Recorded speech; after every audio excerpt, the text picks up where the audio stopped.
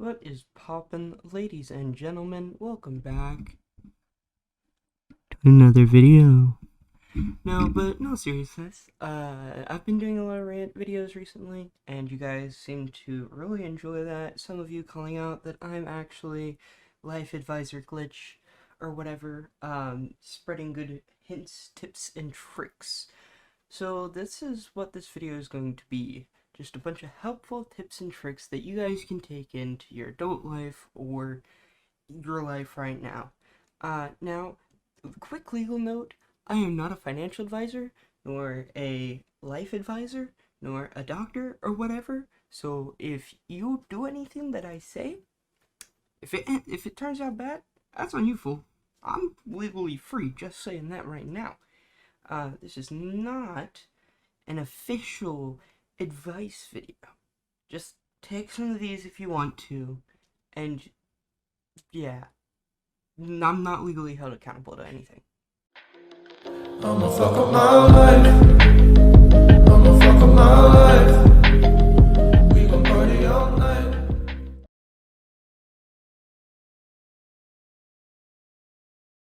You always want to have a safety fund, right? Now, you never know what's going to happen, and this is why I say this. A lot of people lost their jobs and had no money when Corona first hit, and a lot of that is because, well, a lot of people weren't really expecting it.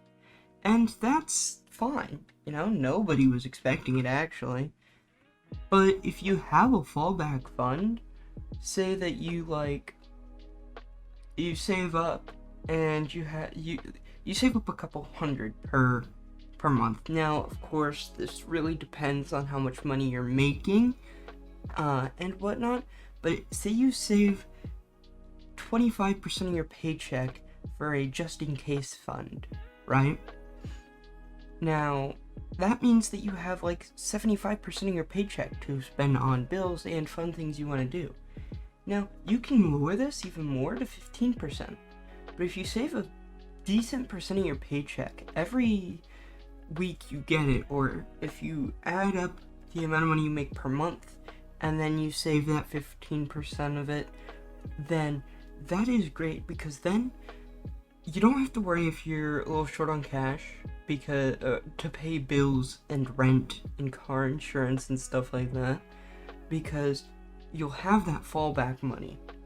If Lord forbid something happens to your house and you need to get out of there, then you have a tiny bit of cash to fall back on. Now, will it buy you a house? Probably not, but it will at least save you from it can get you a place to live for a little bit, because you can always rent a place. Now, that's my first tip, just because I've seen it happen to a lot of people. They don't save up and have a just-in-case fund. When like crap hits the fan, people like that are just screwed, because they don't have any money.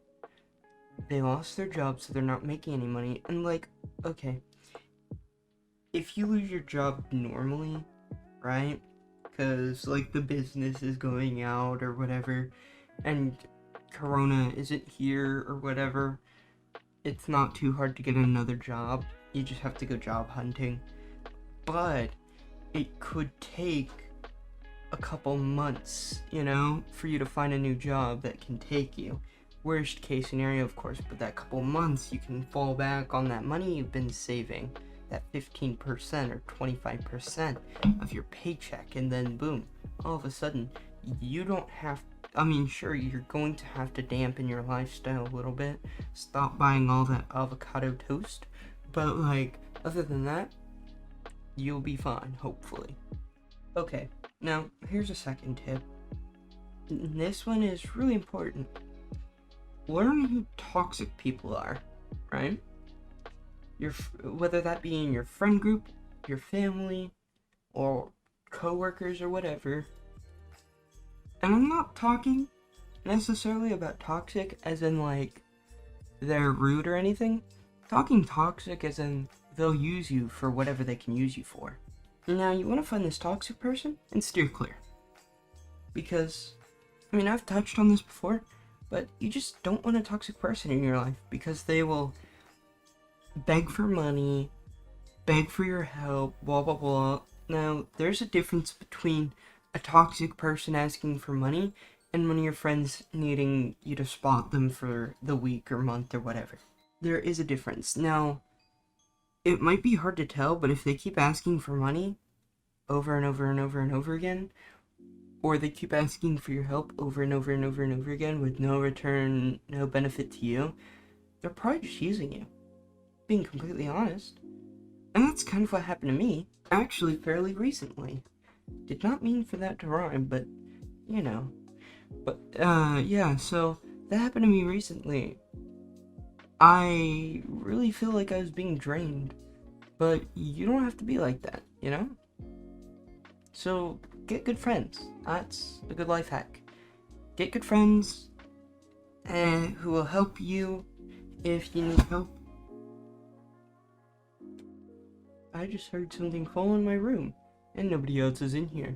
So, tip number 3 or 4 or whatever we're on, hire a ghost or an exorcist person to cleanse your room or house. No, that's jokes, but tip number 4 is people have bad days. So, or 3 or 4, but people have bad days. So, if somebody is really rude to you, try to brush it off. Be like, okay, maybe they're having a bad day. Maybe they got pulled over. Maybe they got fined or whatever for something stupid. Maybe they woke up on the wrong side of the bed. We've all been there before. Maybe they got bad news, you know? Maybe their girlfriend broke up with them or whatever. Try to work with people. Instead of being rude back, try to be nice and helpful. You know? If they continue on to be rude after you've been nice and helpful, maybe say, hey, what's up? Like, something bad happened. Like, if they're a friend or whatever, say, hey, something bad happened. Like, what happened? If they don't want to talk about it, that's fine. People have bad days. Don't hold them accountable for it. Like, if they continue to be rude after you've been nice, alright, bring it up. Be like, hey, bro, I've been nothing but nice this entire time. How about you just, like, chill out a little bit? Obviously, don't voice it like that exactly, because if you tell somebody who's had a bad day to chill out, it's not gonna end well. But I digress. Tip number 5? 4? Tip number whatever tip we're on. You don't need all the nicest stuff. Now, I know this ties back into the whole money budget thing, but not reality. Do you need a new $1,200 iPhone every time it comes out? Like, do you need the same phone every year? You really don't. You'd be surprised. Like, a lot of my friends where I lived grew up rich and preppy, so, like, there was this one girl who would just buy the new iPhone every time it came out, and if her screen broke, her parents would just buy her a new iPhone. Now that's one thing. And there's a difference between having rich parents and, like, actually budgeting for yourself. Now, if you guys haven't gone out on your own yet, which, according to my demographic, most of you probably haven't gone out on your own yet. You're still living off your parents. Or at least you still have a house over your head that you're not paying for, whatever. You guys probably don't have to worry about much. I don't have to worry about much. However, you guys need to learn some of this stuff, and schools won't teach you it, so I'm going to. But yeah, you don't need the newest stuff, right? Like, your one phone, use it till it gets slow, reset your phone. Factory reset it, and that will make it faster. Now, it has been proven that Apple puts a limiter type of thing on their phones where they purposely make their old phones a lot slower so that you will upgrade. So maybe if you have an iPhone, upgrade every couple of years to the newer model. But I'm pretty sure a new iPhone comes out every year. You don't need a new phone every year. I mean, I had my Note 5, which, I don't know how old it is. But I had my Note 5 up until my freshman year of high school. And then I got a Samsung Galaxy A50. And the A50 is like the budget brand. Because in all reality, it has a nice camera. It can make calls. And it charges. What else do you need in a phone? Right? Like, for a lot of different people, there's a lot of different things. If you write a lot of things down, go with a Note series, right? Like a Samsung Note. Because Apple, I mean, I sure as heck ain't going to be toting around a piece of technology that'll break if somebody breathes on it wrong. Like, that's another thing. Don't go for the most luxury things. Especially if you're balling on a budget. You don't need the new IR infrared scanner depth perception camera on the iPhone to use Face Unlock. When, like, on my phone, Face ID works just fine. Like I said, it's a budget phone. My phone was $500 or something like that. And it was using the same freaking cameras as the iPhone X when the iPhone X came out. So it uses just about the same freaking camera.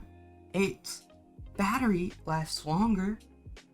It's a whole lot cheaper. But like, a lot of people just buy iPhones for the brand name. Like, I've had an iPhone, and I've had Samsung, and I've had a couple different brands. I've had LG, Samsung, Apple, Motorola. So like, I've had a lot of different sides of the spectrum, and I keep coming back to Samsung, cause like, they make quality stuff for really freaking cheap. Like, there's a reason why the phone community is so split. Like, things like clothes. I barely buy clothes because I treat all my stuff properly. If you treat your stuff properly, it will last longer, trust me. Like, honestly, I've had the same pairs of jeans since 8th grade year in middle school, right? And I'm now a freaking junior in high school. To be fair, okay, of course clothes will have wear and tear to them, so you will need to buy them. But with that, you don't need to buy a Gucci shirt. You don't need to buy, like, really freaking nice pants. I go to Walmart for my pants. Walmart or Kohl's. Typically Walmart. And, like, my pants last forever. It just depends on how you treat things. Now, it is a lot different if you work. Because, like, I had a couple different pairs of jeans. I had a couple really nice ones for, like, going out and eating or going out with friends. Oh, remember that one, guys? Before the corona hit? But I digress. Like, I had nice clothes, and then I had clothes that I would, like, go to school in, because keep in mind, I had to walk 2 miles to get to school. You don't need the nicest of things, especially if you're saving up for something, like a house or whatever. You don't need to have everybody be your friend, because that's gonna end up with people who use you. Trust me. I know. You don't need everything. Learn how to budget, learn modesty, and then you're fine. But those are just some of my tips and tricks that schools won't teach you, because they don't want you to be sentient yet. They just want you to work for the government and be a drone and work until you die. But I digress. That, again, is another story for a different video. This has been your host, Glitch, and I shall see you all in the next one. Make sure to like, subscribe, or else I'll steal your cookies, and join the Discord if you want. But cheers.